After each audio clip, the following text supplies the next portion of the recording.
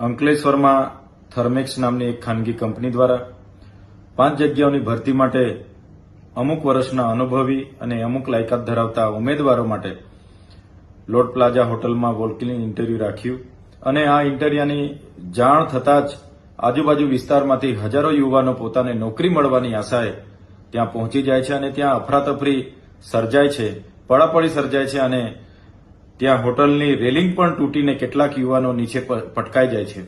ત્યારે આ જે દ્રશ્યો સામે આવ્યા છે એ 9 જુલાઈના રોજના છે અને આ 5 જગ્યાઓની ખાનગી નોકરી માટે હજારો યુવાનો અહીં આશા લઈને આવી જાય છે। એ જ બતાવે છે કે ગુજરાતમાં કેટલા મોટા પ્રમાણમાં બેરોજગારી છે।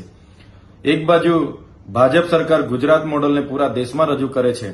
છેલ્લા 30 વર્ષથી ગુજરાતમાં ભાજપની સરકાર છે, છતાં ભાજપ સરકાર ગુજરાતના શિક્ષિત યુવાનોને રોજગારી આપવામાં સદંતર નિષ્ફળ નીવડેલી છે। ત્યારે આજે ગુજરાત મોડલ એ બેરોજગારીનું મોડલ છે અને જે શિક્ષિત યુવાનો સાથે અન્યાય થઈ રહ્યો છે।